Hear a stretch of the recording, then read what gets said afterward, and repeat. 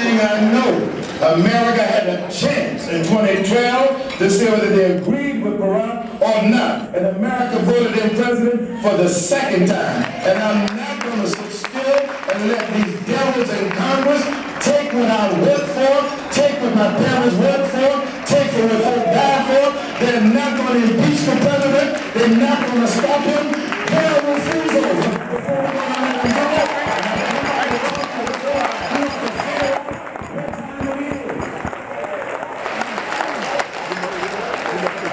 I'm concerned because black folk are too quiet, you're too peaceful, you're too calm, you act like you don't know what time it is. Somebody call you out your name, you want to turn around and look at who said it. They're trying to say what they're against his policies. Which policy are you against? Everybody having health care? That's a good thing. Immigration policy that's fair, that's a good thing. Respecting everybody no matter who they are, that's a good thing. So what are you upset about? It must be his look and not his books. I come out there telling you I was born that night, but I wasn't born last night.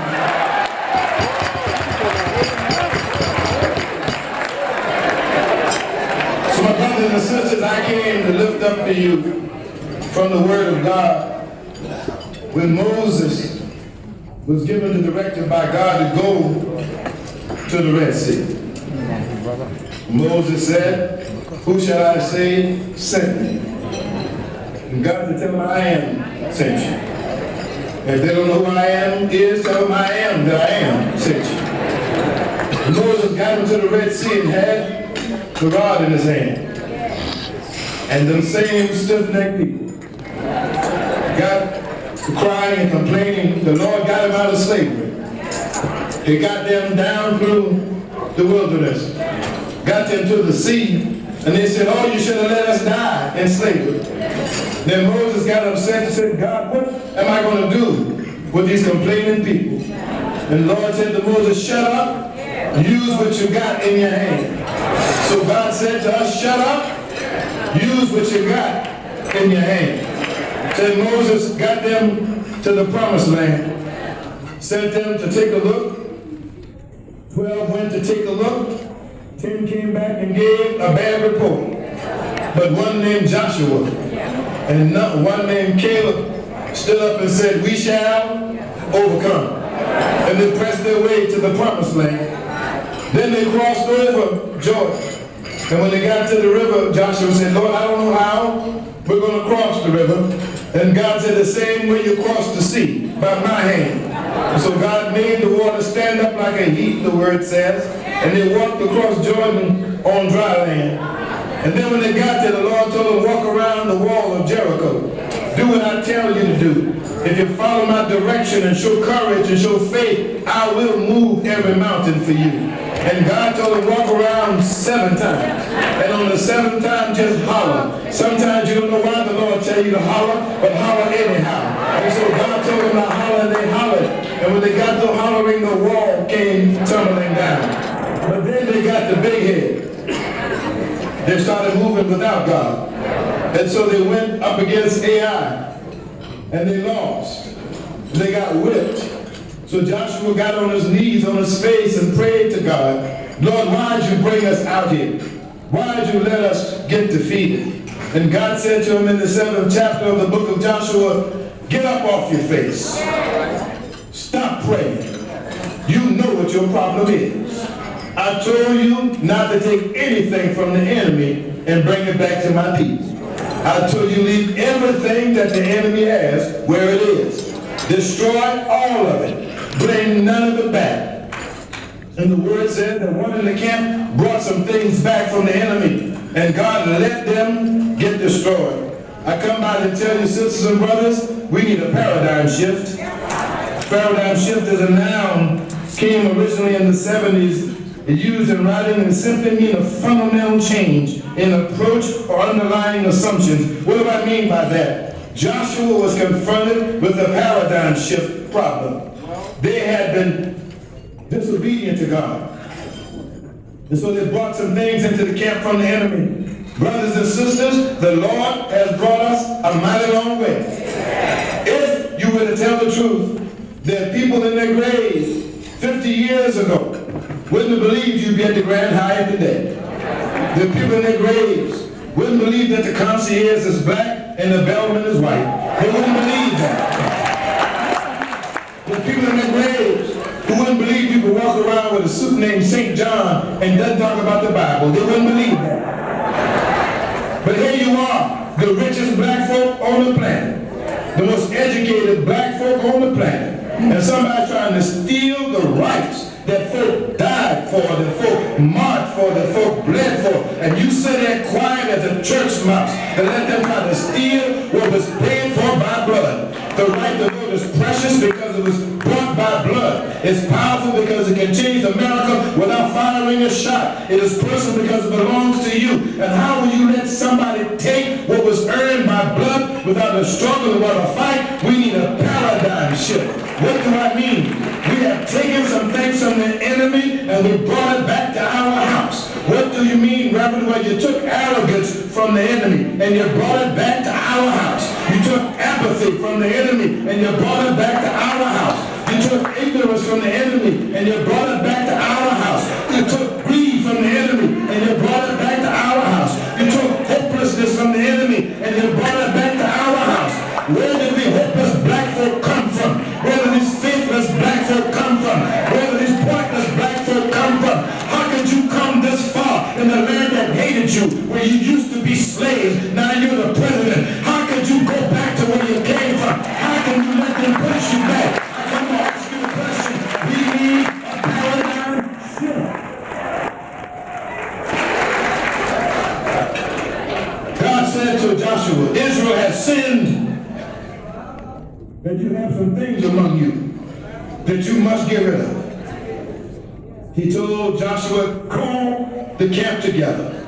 And everybody in the camp who's brought back the stolen things must be destroyed. And Joshua knew that it was on them to straighten it out. Brothers and sisters, in Alabama, in 2010, 386,559 black folk who were registered did not vote. In Florida, 1,011,500 black folk who were registered did not vote.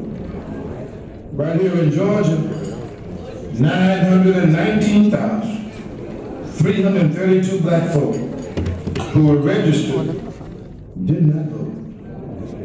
In Louisiana, 510,110 black people who were registered did not vote. In Mississippi, 558,170 blacks who were registered did not vote. 819,000 in North Carolina, 262,000 in Ohio, 455,000 in South Carolina, my home state, 355,000 in Texas, 354,000 in Virginia, Brother Brown. That means that we're not talking about folk who did not register.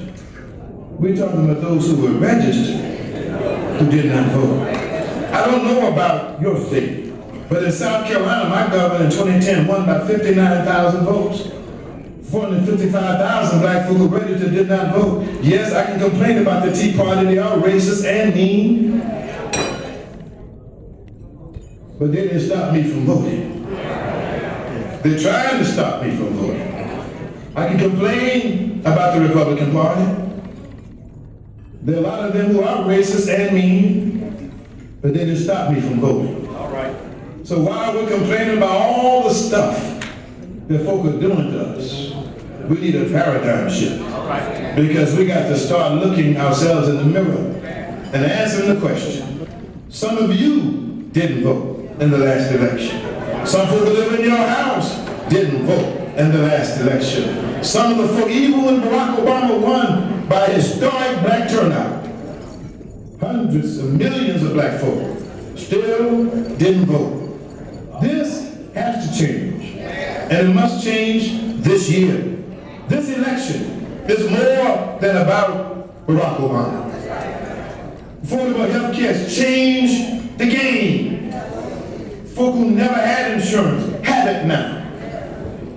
Folk who could never be healthy have a chance now. We have a chance to change the direction of the country. They're trying to steal the right to vote in broad daylight.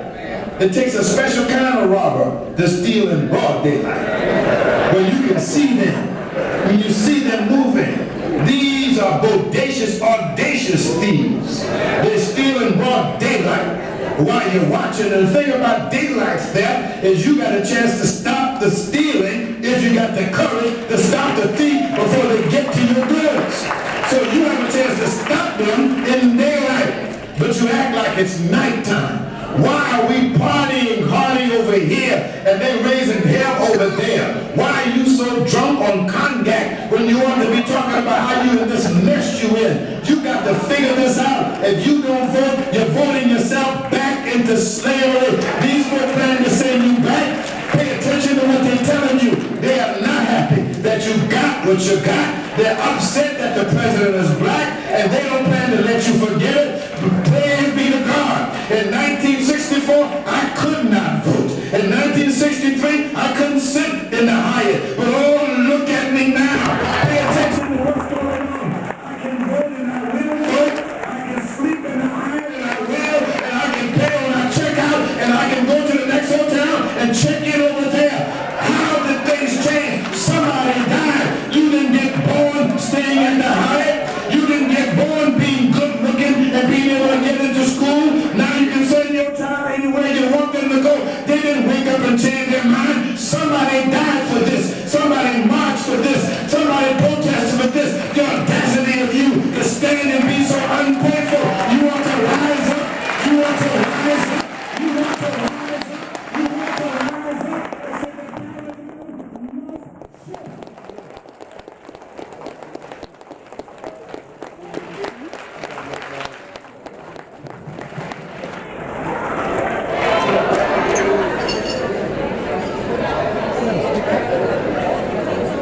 My challenge is that the church, most of you belong to somebody's church. Most of you. Even if you don't go except on Easter, you belong. Dr. King said in his book, there comes a time when one must take the position that is neither safe, nor politic, nor popular. But a person must take that position because conscience tells him it is right. I believe today that there is a need for all people of God to come together with a massive act of conscience. The right wing, the Tea Party, the Koch brothers, racism, exclusion, selfishness, and greed are the order of the day. But the church, the black church, Dr. King said, so often I've been disappointed because we've not received the cooperation of the church. So often the church in our struggle has been a tail light instead of a headlight. The time has come for the church, particularly the black church, to rise up and become the headlight. We are still the largest piece of property that black folk own in America. We still have the freest leadership. Pastors, preachers, prophets, apostles, bishops, and proclaimers are paid for by us. We pay them. And they ought to know who they should serve. And when racism, evil, comes to snatch the right of the people, when the police chokehold us, when folks steal what was earned by blood, if nobody says a word, the church and the preachers must speak up. We will be indicted by God himself. God told Isaiah, speak truth to my people. Go tell the evil that they're evil.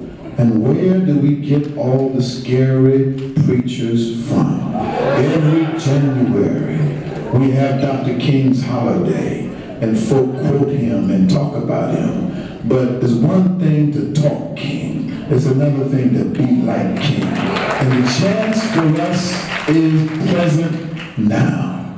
We have an opportunity that is pregnant with possibilities. We can change America. This is our season.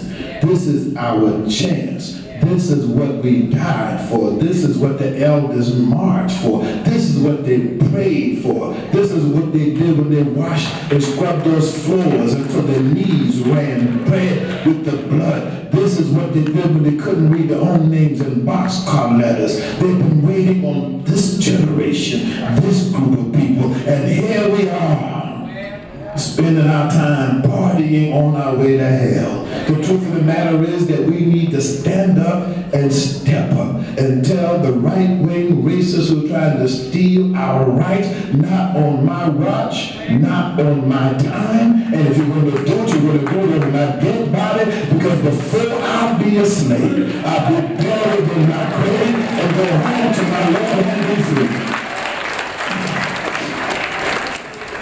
Now, leave with this, my brothers and sisters, as we move with Reverend Al Sharpton. Reverend Al Sharpton is the go-to black man, they call him, because he ain't scared. He says it any way he is. It doesn't matter the audience or the season. He don't pick him right now. About right now, he's meeting with Barack Obama. He's the same in that meeting as he is on the radio. He speaks the same time, the same walk, and the same talk. He doesn't back up, doesn't back down, doesn't take an act of Congress to get him to go somewhere. And because of that, he has put himself in a position where he can speak truth to power on television every afternoon. They can't monitor what he says, they can't censor what he says, because he knows if they're fired, I can go back to where I came from, the streets of New York. Every Saturday, he meets with the people in the community. He's not the kind of leader you got to look up and see. You can walk to that meeting in Harlem, you can walk up after the program, shake his hand, talk to him, and tell him how you feel. He's still a reverend now. Why is that so important? The church, you can't be so far from the folk that they got to kiss your ring, go to all these adjectives, all these armor guards you got, armor bearers you got. Where you armor bearer, what armor you got to bear? The fact of the matter is you ain't nothing but a servant, and servants are supposed to be down here with the people. You can't be so high they can't touch you. They got to kiss your ring from afar. Where did this mess come from? It must have come from man. It didn't come from God. God said if you serve him, you must come where the people are. You cannot be too big for them. Why? Because we come from the little servant. His name is Jesus. He walked with you. He talked with you. He called everybody his own. How can you serve him when you too good for the people? I don't know where this mess come from, but somebody ought to stop the mess.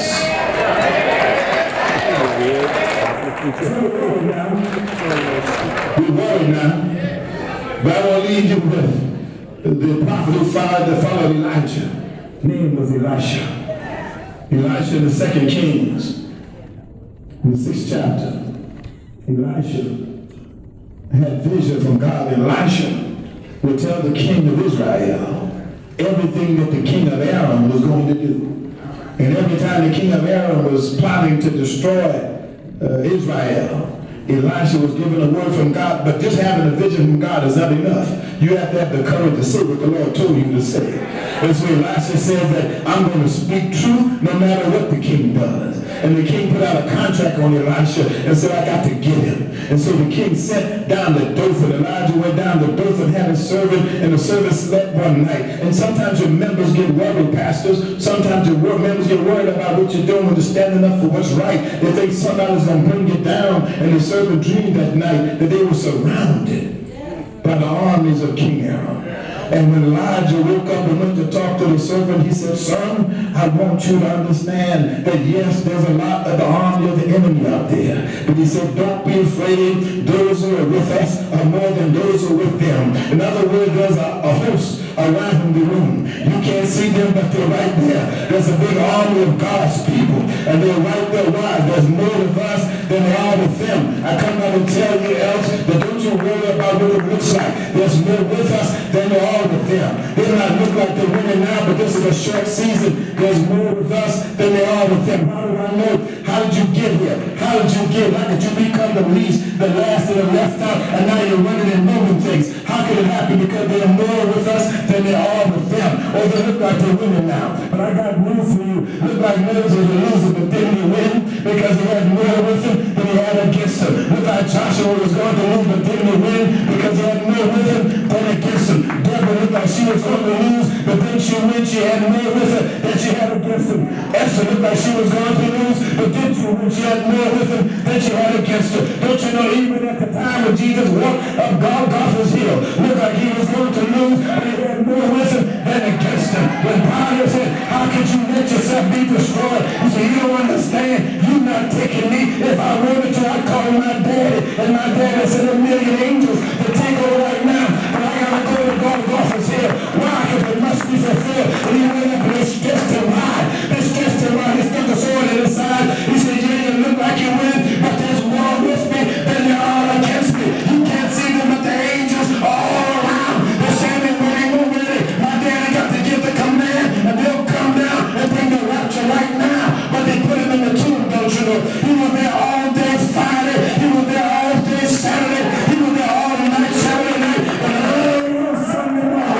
early on Sunday morning, he got up with all power.